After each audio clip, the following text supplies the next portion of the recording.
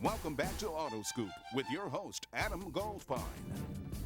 Welcome back to AutoScoop. I'm Adam Goldfine. We are up at the Atlanta Dragway in Commerce, Georgia. Easy to get to. Exit 149 off of I-85. Definitely encourage everybody to come on out. It's the NHRA Southern Nationals. Here's the deal. This is such a cool sport to bring the family to. If you want kids to get up close and personal and get excited, then definitely bring them out this weekend. With what's going on, it's probably the best value ticket out there from a sporting event. The reason why, you get to watch super fast racing. It happens in 4.5 seconds. Nobody's going to get bored. Nobody will be saying to you, are we there yet? Okay, they are going to know they're there. They're going to hear it. And then you can not only watch the races, you can walk around, you can mix, mingle, talk to the drivers. You can see the crew chiefs. You can see them tear down the cars. You can actually get up close and personal, and that's what we're trying to do today here on AutoScoop. Bob Tasca, great to see you last year. Great to have you back on the show again this year. Thank you very much for coming. Oh, it's great to be on. Yeah, are you excited? Oh, this is an exciting weekend. You know, we came off a great weekend in St. Louis, made it to the semifinals. We had that big announcement that we changed over to the Ford Boss platform, right? Which is the same platform that John Force Racing runs. So a lot of exciting things going on. This is a racetrack that I've done well with over my career, and went to the semifinals here my first year out. So I'm looking forward to hitting the gas again. Well, you know, what's so interesting when you guys just are going down that track and you're taking your pass from the stand, it's so fast. But I'm assuming that there's so many things you're processing in those 4.5 seconds. And you know, I asked one of the drivers about the moment before the race, before the Christmas tree starts, yeah. and Ashley had said to me she tries to find a place of calm. Yeah. What I'd like to know, Bob, is during the 4.5 seconds, right, and all is going on, how do you keep everything focused? Because one slip, you know, you lean a little bit too much to the left, a little too much to the right, that car is going to lose control. Well, that's, you know, it's a great point.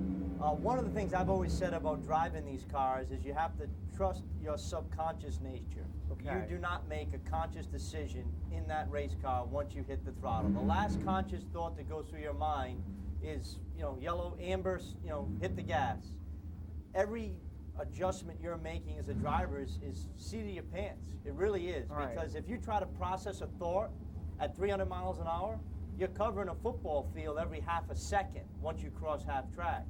So you can't say, well, I need to hit the brake or I need to turn. It just happens. And I think, you know, as a rookie now in my third season, it starts to slow down. You can process more, and you just trust your instinct because you don't have time to think.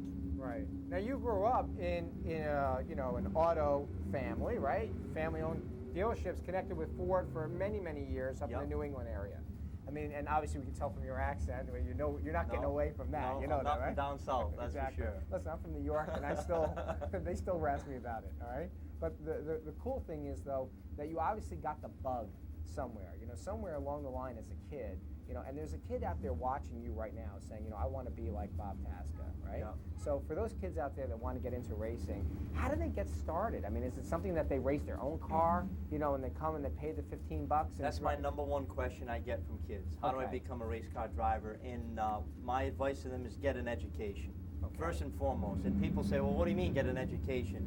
Driving these cars, I think you just got to be a little crazy. A little bit of talent and crazy goes a long way in one of these things. But finding the money, putting the business plans together, developing a marketing platform that a sponsor can leverage to justify the investment in our sport is the hard part. Right. So as kids growing up, they see it just as a step on the gas. yeah, and they go. see a step on the gas. 25% of my job is what I do in that race car.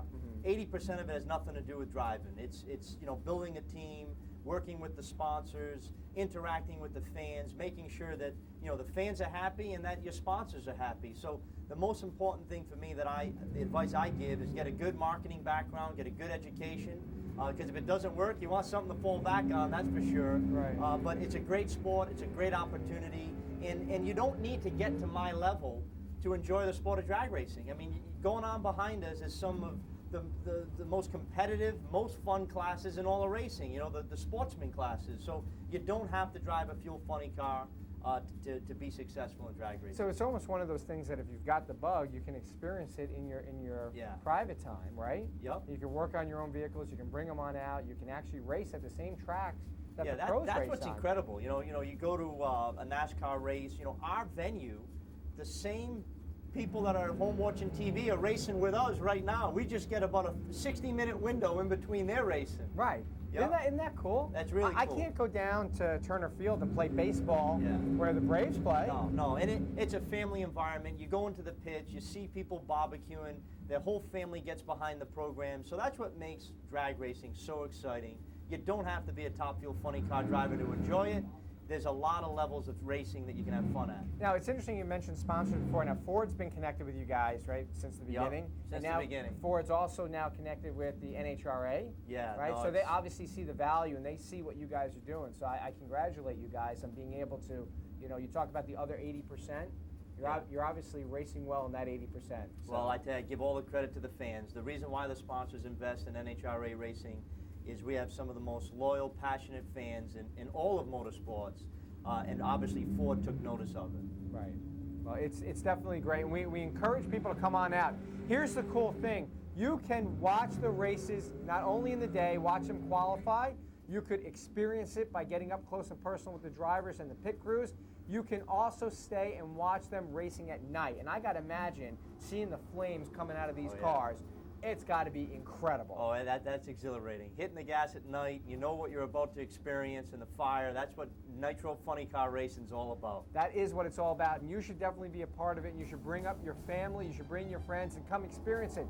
Especially if it's something you've never experienced it before. You'll catch the bug just as all these drivers have. And it's really not an expensive ticket. And you can then mix and mingle amongst them, which is what makes the whole event so special. If you want to hear more about it, don't go anywhere. We'll have a whole bunch more from the NHRA on CW69.